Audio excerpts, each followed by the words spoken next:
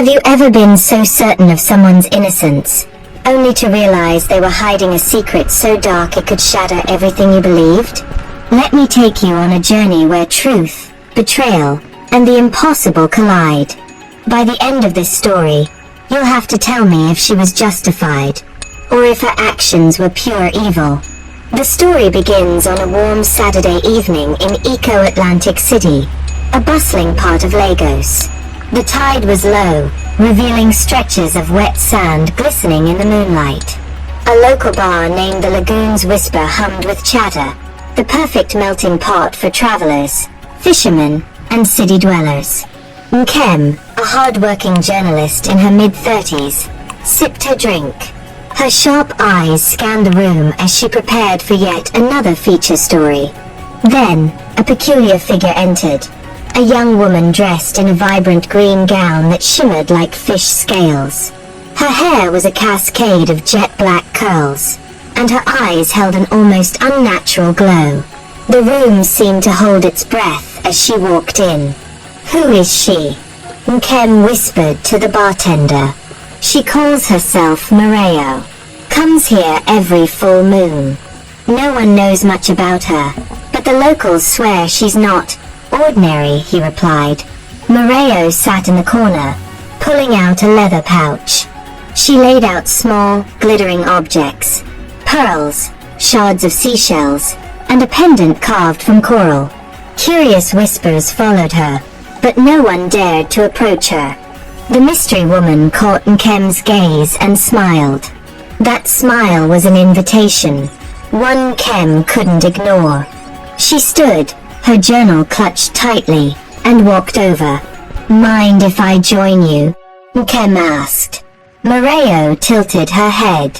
"You're bold, journalist. What do you want to know?" Nkem was startled. "How did you know I'm a journalist?" "Let's just say I know many things. Ask your question. But beware. Answers come with consequences." Nkem hesitated, then said, "Why are you here? Who are you?" Mermaid laughed, a melodic sound that echoed in an unsettling way. "Some say I'm cursed. Others say I'm blessed. The truth. I need something from the ocean, something hidden. And once I have it, the world will never be the same." Nkem leaned in, her curiosity piqued. "What is it you're looking for?" Mermaid's gaze turned icy. "A mermaid's tale." The bar fell silent. Those who heard her words quickly turned away, murmuring prayers under their breath. A storm seemed to brew in the air. What could anyone possibly need a mermaid's tale for? Nkem asked, her voice barely a whisper. Mermaid's lips curled into a smirk. "If only you knew." The next morning, Nkem couldn't shake the encounter from her mind. She spent hours researching mermaids and their tales, uncovering a mix of myths and folklore. According to the tales, a mermaid's tale held immense power, enough to grant immortality, control over the seas, or even unearth buried secrets. But they also came with grave consequences, often leading to destruction for those who dared seek them. Nkem decided she needed more answers. She returned to the Lagoon's Whisper the following evening, hoping to find Mermaid. To her disappointment, the mysterious woman was nowhere to be seen. The bartender shrugged when asked. "She comes and goes like the tide. But I can tell you this, she's no ordinary human. You're poking at things best left alone." Undeterred, Nkem ventured to the shoreline, where fishermen were untangling their nets. She approached an elderly man with weathered skin and eyes like the depths of the ocean. "Baba, have you heard of a woman named Mermaid?" He stiffened, his hands pausing mid-motion. "Why are you asking?" She spoke of a mermaid's tale. "Do you know what that means?" The old man leaned in, his voice dropping to a whisper. "Long ago, there was a girl born under a blood moon. The elders said she was destined for greatness, or ruin. She vanished as a child, taken by the sea, they said. Years later, rumors spread of a woman who could walk the earth yet belong to the ocean. They say she seeks the tale of the mermaid who saved her. If she succeeds, chaos will follow. Nkem frowned. Why chaos? Because, the old man said gravely, to take a mermaid's tale is to break a bond between worlds. The ocean will retaliate. That night, Nkem dreamt of waves crashing against jagged rocks, and a haunting melody called her name. She woke in a cold sweat, her heart racing. Determined to uncover the truth, she delved deeper into local folklore. She learned of a hidden lagoon rumored to be the dwelling place of mermaids, a place feared by fishermen and guarded by ancient spirits. But her investigation didn't go unnoticed. That evening, as she left her office, she noticed a figure following her. Panic surged through her veins, but she kept her composure, weaving through the crowded streets of Lagos. Finally, she ducked into a small shop and hid behind a rack of colorful fabrics. Moments later, Moreo appeared at the entrance. Her gaze swept the shop, but she didn't enter. Instead, she spoke, her voice carrying an eerie calmness. You're meddling in things beyond your understanding, Nkem. Leave it alone, or you'll regret it. With that, she disappeared into the night. Shaken but resolute, Nkem knew she had to press on. The question burned in her mind. What could Moreo possibly need a mermaid's tale for? Nkem's resolve deepened after Moreo's cryptic warning. If anything, it only fueled her determination to uncover the truth. Days passed as she pieced together whispers and fragments of local lore about the hidden lagoon. It was said to lie beyond the mangroves of a secluded village, a place rarely visited and guarded by an unspoken fear. Her breakthrough came from an unlikely source, a young boy named Timmy, a fisherman's apprentice. Timmy had overheard her questions and approached her with an offer. I can take you to the lagoon, he said. Nkem hesitated. Why would you help me? Timmy shrugged. I've seen her too. The woman you're asking about. She comes to the lagoon every month. If you want answers, that's where you'll find them. The next morning, armed with a small bag and her recorder, Nkem followed Timmy to the outskirts of the village. The journey to the lagoon was grueling. The dense mangroves clawed at her clothes, and the humid air felt suffocating. But Timmy navigated with ease, his small frame darting through the undergrowth like he belonged to the wild. After hours of trekking, they emerged at the edge of a glistening lagoon. The water was unnaturally clear, reflecting the sky like a giant mirror. Surrounding the lagoon were massive rocks adorned with carvings, symbols that seemed ancient and indecipherable. This is it, Timmy said, his voice barely above a whisper. She always comes at sunset. Nkem settled behind a cluster of ferns, her heart pounding with anticipation. As the sun dipped below the horizon, the air grew still. Then, from the shadows, Moreo appeared. Her green gown shimmered as she approached the water's edge. She knelt, her hands moving in a fluid motion, almost like a dance. The water responded, rippling outward in perfect synchronization with her movements. Nkem watched in awe as the surface began to glow, revealing shapes beneath, shapes that resembled fish tails. Moreo spoke in a language Nkem couldn't understand, her voice a haunting melody that sent chills down her spine. Slowly, a figure emerged from the water, a creature of breathtaking beauty. Her upper body was human, but her lower half was a glittering tail that sparkled with the colors of the ocean. The mermaid and Moreo locked eyes, and an unspoken tension filled the air. Moreo held up a pearl-like orb, and the mermaid recoiled, her tail thrashing in protest. It's time, Moreo said, her voice firm. You owe me this.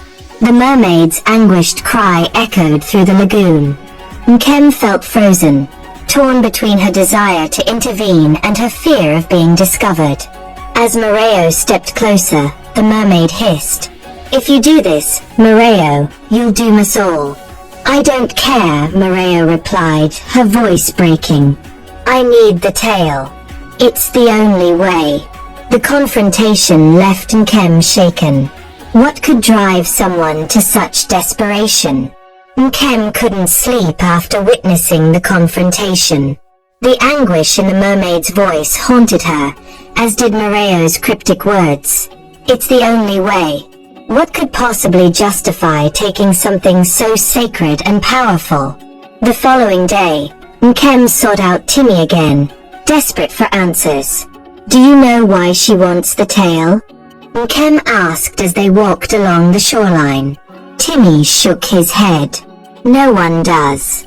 Some say it's for revenge. Others say she wants to bring someone back from the dead. All I know is that she's been searching for years." Later that evening, as Nkem sat in her small Lagos apartment, a knock startled her.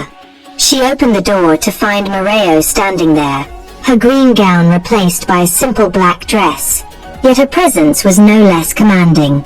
"You've been following me," Moreo said, stepping inside uninvited. Her voice was calm, but her eyes burned with restrained fury. "You've been hiding things," Nkem shot back, gathering her courage. "What are you trying to do, Moreo? What could be worth stealing a mermaid's tail and risking the wrath of the ocean?" Moreo's expression softened, and for the first time, Nkem saw vulnerability. She sank into a chair, her hands trembling. "You wouldn't understand," she said. "Try me." Moreo took a deep breath. "Years ago, I lost my daughter. She was only 5 when the sickness took her. I begged every doctor, every priest, every herbalist. Nothing worked. I even turned to the sea, hoping for a miracle." Nkem listened, her heart aching. "One night, during a storm, I wandered into the ocean, ready to end it all. But instead of drowning, I was pulled under by something. Something not of this world. When I woke, a mermaid was tending to me. She offered me a bargain, my life for hers. I could live, but in return, I would owe her a debt, one that I would have to repay no matter the cost." "What debt?"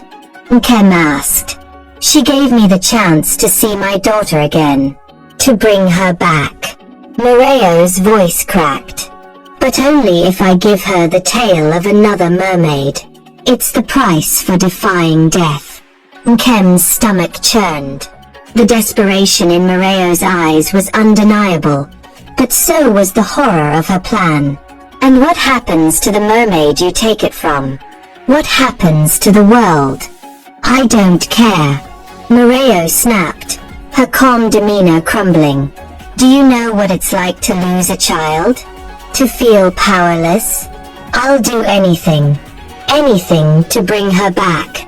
Nkem was silent, torn between compassion and disbelief. "I didn't choose this," Moreo whispered. "But now I have no choice. The full moon is tomorrow.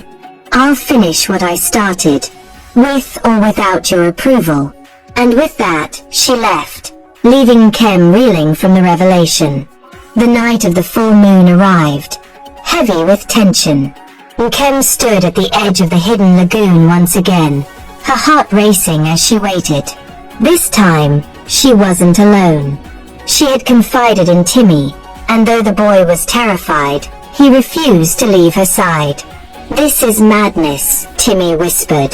"The elders always said interfering with the ocean's balance brings disaster.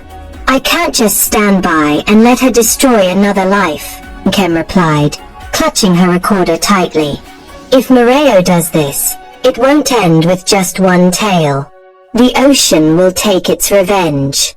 As the moon rose high, casting its silver light across the lagoon, Moreo appeared, her green gown flowing behind her like seaweed caught in the tide. She carried the same pearl-like orb from before, its glow brighter than ever. She walked to the water's edge, chanting in the strange, melodic language. The lagoon responded, the water swirling as though alive. Slowly, the mermaid from before emerged, her tail shimmering with an unearthly brilliance. "You again," the mermaid hissed, her voice filled with fury and sorrow. "Why can't you let it go?" "I won't leave without your tail," Mereo said, her voice trembling but resolute. "You don't understand what you're doing," the mermaid warned. "Taking my tail won't just end my life. It will awaken forces you cannot control." "I don't care," Mereo shouted, her desperation boiling over. "You don't know what it's like to lose everything. To lose a child. If sacrificing you is the price, so be it." Nkem couldn't stay silent any longer. "Mereo, stop," she called out, stepping into the moonlight. Mereo froze, her eyes narrowing. "You shouldn't be here, Nkem. You don't have to do this," Nkem pleaded. "Think about what you're risking. Your daughter wouldn't want this." "Don't talk about my daughter," Mereo screamed, tears streaming down her face. "You don't know what it's like to live with this pain. I'm doing this for her. And what happens after?" Nkem countered. "What happens when the ocean retaliates? When innocent lives are lost because of your choice? Will your daughter thank you for that?" The mermaid watched silently, her gaze shifting between the two women. Finally, she spoke. "Your pain is real, Mereo. But so is the cost of what you're trying to do. The ocean will not forgive this betrayal. Are you prepared to lose even more than you already have?" Mereo hesitated, her grip on the glowing orb faltering. The weight of her actions seemed to crash down on her, and for a moment, Nkem thought she might stop. But then, Mereo's face hardened. "I've come too far to turn back now." With a cry of anguish, she raised the orb and hurled it toward the mermaid. The glowing orb struck the surface of the water, sending ripples that seemed to vibrate with an ominous energy. The lagoon churned violently, as if the very ocean was protesting the act. The mermaid let out a blood-curdling scream, her shimmering tail beginning to disintegrate into silvery ash. "No!" the mermaid cried, thrashing as the magic stripped her of her essence. Her once radiant form began to fade, her eyes locking with Mereo's in one final moment of desperation. "You have no idea what you've unleashed." As the tail dissolved completely, the orb in Mereo's hands burst into light, casting a blinding glow across the lagoon. When the light faded, silence fell. Mereo stood trembling, her fingers clutching a radiant, silken tail now suspended in mid-air. "It's mine," she whispered, her voice trembling with a mix of triumph and sorrow. "It's finally mine." But the victory was short-lived. The lagoon began to rumble, the water boiling as dark clouds gathered overhead. The once clear surface turned an inky black, and an unnatural roar echoed through the air. Nkem grabbed Timmy's hand. "We have to get out of here." Mereo, oblivious to the chaos, clutched the tail to her chest, her face etched with a crazed determination. But the ground beneath her feet began to crack, sinking into the swirling waters. "What's happening?" Mereo screamed, her voice swallowed by the growing tempest. The mermaid's fading form looked at her with pity. "You've awakened the ocean's fury. It won't stop until it takes what it's owed." A massive wave rose from the lagoon, shaped like a monstrous hand, reaching for Mereo. Nkem, unable to leave her behind, ran toward her. "Mereo, drop the tail. It's not worth this." "No!" Mereo cried, clutching the tail tighter. "This is for my daughter. I can't let go." The wave crashed down, engulfing her in a torrent of water. Nkem screamed as the force knocked her back, but Timmy pulled her to safety just in time. When the waters calmed, Mereo was gone. The lagoon returned to its serene state, as if nothing had happened. The silken tail floated gently on the surface before sinking into the depths, disappearing forever. Nkem collapsed on the shore, trembling. She's gone. She couldn't let go. Timmy, pale and shaken, looked at the now peaceful lagoon. The ocean always takes what it's owed. In the days that followed, strange occurrences plagued the village. Fishermen reported storms in calm weather, their nets coming back empty. The lagoon remained untouched, its waters eerily still, as though mourning the events that transpired. Nkem published the story, but no one believed her. It became a whispered legend, a cautionary tale about the dangers of desire and the price of defying nature. As she stared at the ocean one last time, Nkem whispered, if only they knew what she wanted the mermaid tale for. If only they understood the cost. If you enjoyed this story, please comment below with your thoughts. Like to show your appreciation. Share with friends and family. Subscribe for more fascinating folk tales. Thank you for your support.